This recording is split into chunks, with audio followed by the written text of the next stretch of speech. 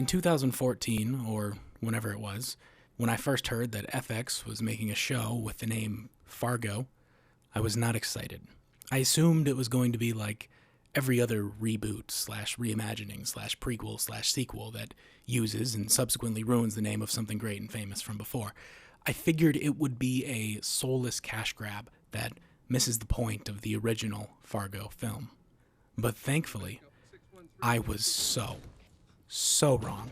Each season of Fargo is like a 10-hour Coen Brothers film. And this is crazy, because while they may be credited as producers of the show, they had very little to do with the show's actual production. The creator of the show, Noah Hawley, says that the Coens had basically no input. He sent them the scripts, but even to this day, he doesn't know if they ever even read them. Despite this, the show manages to feel much like the original 1987 film of the same name. But this isn't all it achieves. The show not only captures the feeling of Fargo, but many of the Coens' other films too. It manages to build off not just the themes in Fargo, but the Coens' filmography in general. Now, considering the Coens barely helped with this show's production, the showrunner's achievement here cannot be understated. This show is a masterpiece, and the essence of the Coen Brothers is found at its core. But what do I mean when I say the essence of the Coens?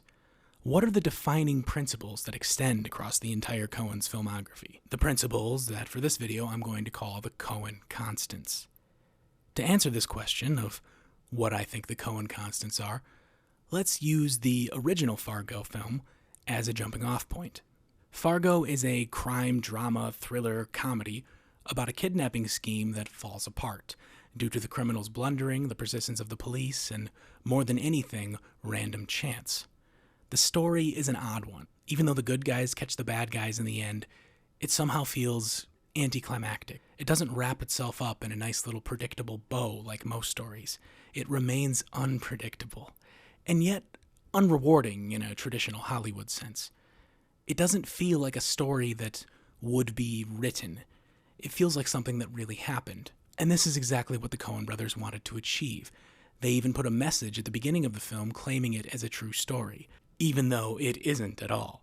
In defense of their decision to put a true story message on a story that wasn't true, and the Coens joked that, well, it's true that it's a story, which is why this part in No Country for Old Men is such a treat. Was that a true story about Charlie Walzer?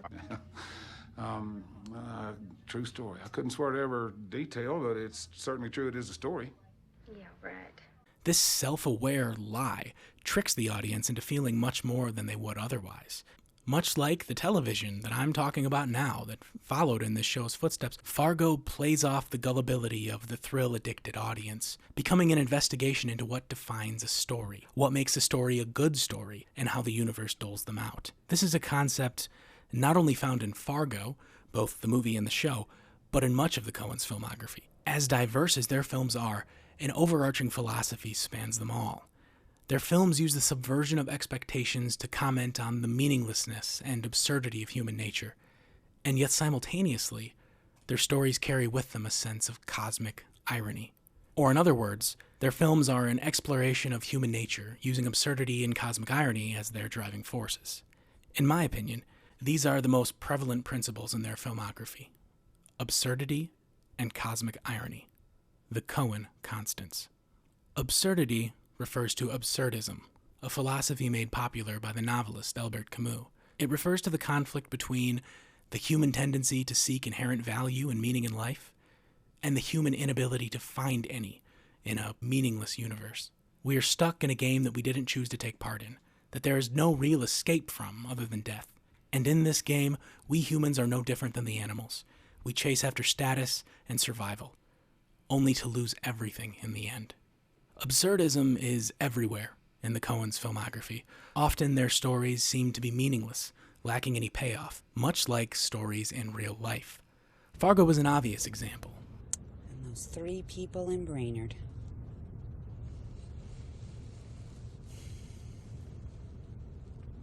And for what? For a little bit of money. People don't have to have a good reason for doing what they do, much like stories don't have to have a good reason for occurring.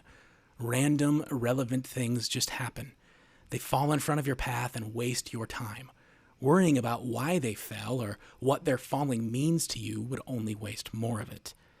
The Coens' 2009 black comedy A Serious Man is probably the most blatant example of this philosophy. And 1.74 H bar, okay? The uncertainty principle. It proves we can't ever really know what's going on. Trying to make sense of this film is like trying to make sense of life itself. It's a film that begs to be thematically interpreted, but like the main character searching for the meaning of his own existence, the harder you pursue the answer, the cloudier the solution becomes. The absurdity to life, in varying tones and styles, is found within all the Coen stories. Think of where their stories lead and what their characters end up learning or not learning along the way. So we don't really know what anyone is after? Not really, sir. What do we learn, Palmer? I don't know, sir. I don't fucking know either. I guess we learned not to do it again. Yes, sir. I'm fucked if I know what we did. The Big Lebowski, Burn After Reading, No Country for Old Men, Barton Fink, The Man Who Wasn't There, The Ballad of Buster Scruggs, and A Serious Man, and of course Fargo. These are all rich in the philosophy of absurdism. But these films also contain a sense of that second ingredient, cosmic irony. Cosmic irony, like many other versions of irony, is a tool used in fiction, in storytelling. It occurs when something like a higher power, which could be something like God or the concept of fate, or a sort of personification of the rules of the universe itself, intervenes to create an ironic situation, an unlikely situation, a situation that gives itself a nice little poetic punch as it unfolds. Cosmic irony is known as irony of fate. It's a force outside of a character's control, interfering in their story. Now, this interference can either be actual or inferred, meaning the oddities of the story could actually be supernaturally influenced, or there could be no influence, as long as the cause of the oddities remains ambiguous enough for an argument to be made. A good example of this ambiguity could be the philosophical debate between fate and chance in No Country for Old Men. The film is about whether or not the universe decides the fates of its characters. It explores whether these characters, or really anybody, real or imagined, has any agency at all. The story is perfectly Coen. It shows the absurdity of life, and it questions the unchangeable paths that suffering people are stuck on, with no escape or alteration. And the ending is anticlimactic. The bad guy ends up winning, and the good guys end up losing. And in terms of the film's theme of fate versus chance, it's near impossible to nail down exactly how it should be interpreted. I mean, it couldn't be more Coen than that. It's just goddamn beyond everything. What's it mean? What's it leading to? I always figured when I got older, God would sort of come into my life somehow. And he didn't. And I don't blame him. As far as him, I'd have the same opinion of me that he does. You don't know what he thinks. And if you want to explore this topic in more detail, I made an entire video essay about it. But this debate between fate and chance is explored in many of the other Coen stories. Maybe not as blatantly or from the same angle, but it's definitely there in all of their movies. You see, at first, their stories, these absurdist stories, seem to only occur through random chaotic chance, without true purpose or nor sometimes even conclusion. But this randomness that interferes with the characters, it becomes so random. It sparks situations so unlikely. These rare occurrences begin to look less like chance and more like fate, orchestrated by something. If incredibly ironic or even seemingly impossible things happen to a character in a story, which often do, thus leading to a story becoming interesting, it's as if a higher power in control of the story, whether it be God or fate, has acted upon the story to influence the character. One could see cosmic irony in the conclusion to The Man Who Wasn't There. The protagonist finds himself on death row after a barrage of unlikely tragedies. While looking into the sky, he is calmed by the sight of a UFO. Now, The alien spaceship could just be there for no reason, it could be a bizarre and unexplainable and meaningless encounter, absurdism. Or the spaceship could be the film's admission that supernatural forces are within its universe, spying on the main character and maybe even controlling his fate. Now, these are examples of the Coens being subtle with cosmic irony. Other times, this concept is just blaring out of the screen.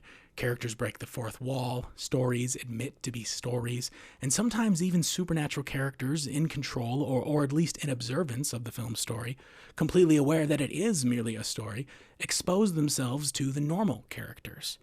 The cowboy in The Big Lebowski and the man who controls the clock in the Hudsucker Proxy are basically like God.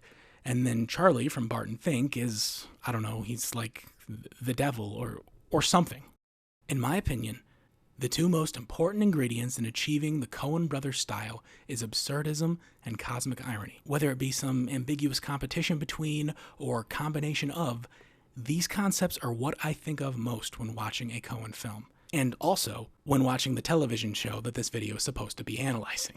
So I guess let's actually get into analyzing it. But just please try to keep these Coen constants in mind when watching through the rest of this video, because I just want to show you how well this show succeeds at capturing the essence of what makes the Coen Brothers so special. The first season of Fargo is jam-packed with symbols, more so than any other show I've ever seen. They are plentiful, and honestly, they're beyond evident. It begins with Lorne Malvo, a contract killer, driving down a snowy road at night, passing through the town that will come to be the setting of the show. A deer runs out in front of him, causing him to crash, and allowing his prisoner to escape from the trunk of his car, run into the woods, and freeze.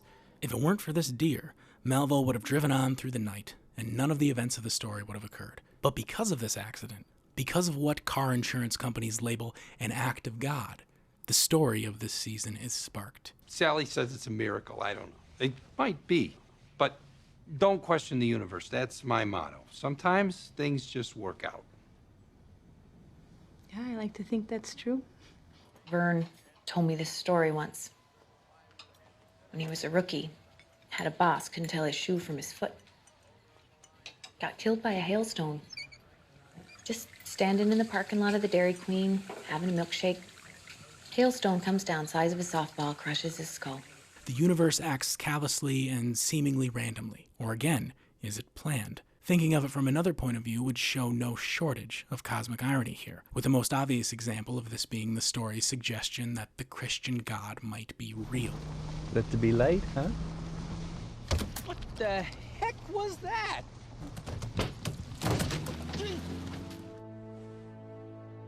God is real. The Romans, raised by wolves, they see a guy turning water into wine. Well, they do. They eat him.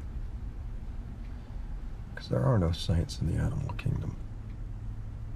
Only breakfast and dinner. The main way, or at least the most obvious way, the show communicates its character's place in the universe is through the notion that humans are just animals, an aspect of nature. Sorry about the boys. They're animals. And boy, howdy, I tell you, after 3 days of no sleeping, I was an animal. Savagery, pure and simple. Slaughter, hatred, devils with dead eyes and shark smiles. It tells us that humans are just another aspect of nature by having different characters symbolize different animals. Lester symbolizes a fish, Molly a bird, Gus a dog. Humans are animals.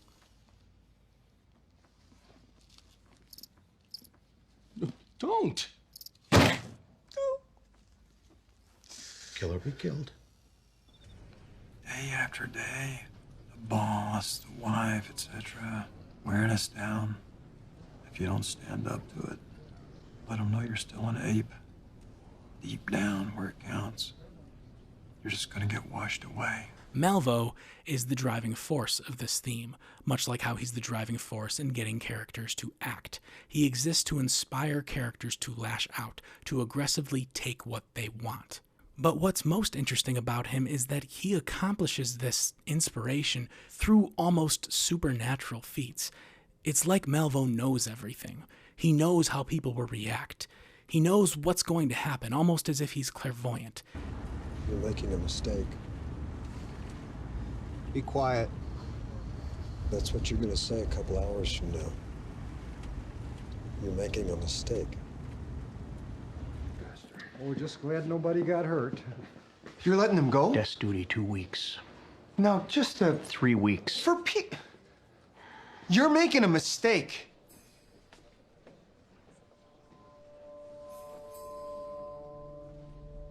Your problem is you spent your whole life thinking there are rules. There aren't. We used to be gorillas. All we had is what we could take and defend. Melville's philosophy is one of predators and prey, of dogs and wolves, of winners and losers. Malvo follows no rules. He only looks out for himself, and he backs down to no one. He is the apex predator of the jungle. So it's not that Malvo really symbolizes a specific animal, like Molly being a bird or Lester being a fish. What Malvo really symbolizes is an idea, a force of nature. And this is represented in the story with, yes, different animals that he represents, or I guess different creatures. He symbolizes a wolf. But then again, he's more than a wolf. He is a monster. He's even called this. Satyrin. Which is, this thing. Malvo is also a dragon. You could do that. Or you could go get in your car and drive away. Now, why would I do that? Because some roads you shouldn't go down. Because maps used to say there'd be dragons here. Now they don't. And there are endless clues to all of these. I mean, for one, his knife is like a dragon's talon, or possibly a fang. In this shot, it cuts away from Malvo to an image of basically a dragon. There are constant images of wolves around him, and in the moment where Lester finally outmatches him, he does this by smashing Malvo's leg in a bear trap. Even though Malvo is defeated in the end, it almost seems like he still won, that he still completed his mission. It's as if his purpose is to test people, to force them to sink or swim. It really seems like his goal would be to force someone like Gus, a weak person, to defy adversity, to summon up the courage to kill him. But let's get on to the other characters and the animals that they represent. Molly and her father, who's a retired police detective, they're birds. Well, specifically they're ducks. We can see this by all of the statues of ducks that constantly surround them, and by this line right here. She's nesting. Ah, jeez. Yeah, you buy one throw pillow. Ducks can represent perceptiveness. This seems pretty straightforward when considering they're police detectives. They are pretty perceptive characters. I also think it's another homage to the film Fargo and Norm's paintings. And on a side note, I feel like I have to point out the similarities between Molly and Gus from the show and Marge and Norm from the film. I guess the backstory to Marge and Norm, supposedly, is that they were both cops, but Marge was the better cop, so she stayed on the force when they got married, while Norm just went on to paint pictures to be used on postage stamps. Now this is very similar to Molly and Gus's situation, except rather than Gus quitting the force to make the post stamps, he delivers them. Speaking of Gus, he represents a dog, a directionless and ineffective one. That is until he makes his journey into being a wolf. It's as if it was his destiny, seeing as how the universe just put a dog in front of him, causing him to stop his car and notice exactly where Melvo was hiding. The wolves guided him on this path, a path that Melvo put him on in the very beginning, the path that had the dragons on it, the path that he rose to the challenge of walking. I make up these knapsacks for the zombie apocalypse. You know, in case the undead come back to life and the world gets all dog-eat-dog. It's already dog-eat-dog, friend.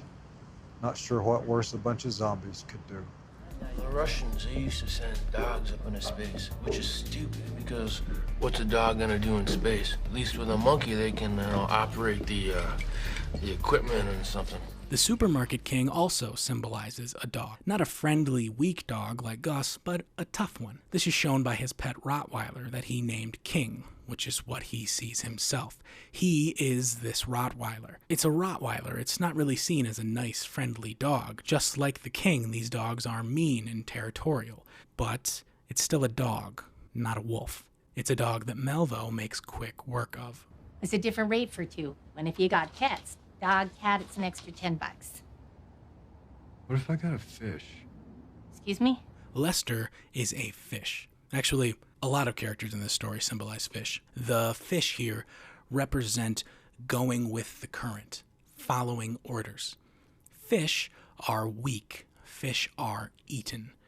The replacement chief is a fish. This is emphasized by the fish mounted on the wall that he emphasizes so much. The man Malvo kidnaps in the beginning is a fish, shown by his screensaver on the computer. Fish are consumed by the Fargo mob, and they're used as tools in bringing about God's will. Lester starts out like one of these fish. He's weak and only to be used, only existing to be eaten. But after being inspired by Malvo, he becomes a different kind of fish, a special fish. We see on his poster, the one that he splatters with his wife's blood, that there is a group of fish swimming with the current. But one of the fish is swimming against the current. This fish is bright orange, standing out amongst the others, just like Lester's bright orange coat that's constantly standing out. Lester is this fish. He is the fish who breaks the rules and does what he wants. But honestly, there's a layer here even deeper. Deeper as in Lester is an even more specific kind of fish. Malvo's line about the dragons is the clue. Because maps used to say there'd be dragons here. Now they don't.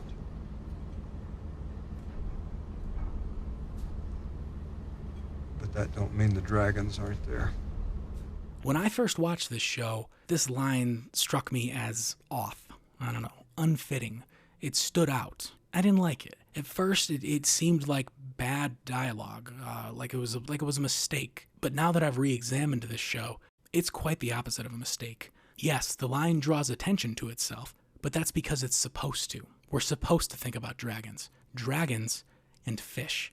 This relates to the old story of the koi fish and the dragon. The story tells of a group of fish that swim underneath a waterfall, constantly pushed away from it due to its current. But every once in a while, one of the koi fish will attempt to swim back up the waterfall against the current. If the fish can make it to the top, then it morphs into a dragon. This old story, I think it's Chinese, is why the koi fish represents perseverance through adversity. It's why you see so many goddamn koi fish tattoos. Lester is one of these special koi fish. Lester is one of the koi fish that tries to swim against the current, that tries to become the dragon. And he makes it pretty far, battling and changing far more than he previously thought possible. But ultimately Lester fails, and ends up being cast down into the lake, where the fish belong. Lester, eventually you just swallow your tongue, and you die like a fish. So what's the meaning of all this, and how does it relate to the Coen films and the questions they normally ask? Well, I think what this show says is this. Humans are animals. Some humans are predators, others are prey. But either way, all humans are simply just an aspect of nature, living and dying by the same instinctual Darwinian principles that govern everything from dogs to monkeys. All humans abide by these unchanging rules, trapped within a dog-eat-dog world, forcibly made part of a system that is indifferent and absurd, meaningless. But out of this absurdity rises the forces of fate. Fate puppets some of these characters to victory, providing them with a meal, yet curses other characters into becoming that meal. The real question at the core of Fargo, Season 1, is if this force of fate is acting out of some cosmic purpose or not. Is the story simply showing the random chaos of human nature, or is the story actively bringing about its own meaning through the forces of cosmic irony? And these are the same questions I find myself asking when watching the Coen Brothers filmography. So what this tells me is that this show went above and beyond. Now, I know this video was long and that the beginning of it really just focused on the Coen Brothers stuff in general and not so much the show. It focused on absurdism and cosmic irony and all of that, but I only did this because Season 2 and 3 of Fargo deals with these concepts a lot, and my next video is on these seasons. So I guess what I'm saying is that you should subscribe so you don't miss these future videos about Fargo Season 2 and 3. But in the meantime, check out these other videos I've done on the Coen's films. I'm pretty sure you'll like them. Thanks for watching. Like the video. Bye.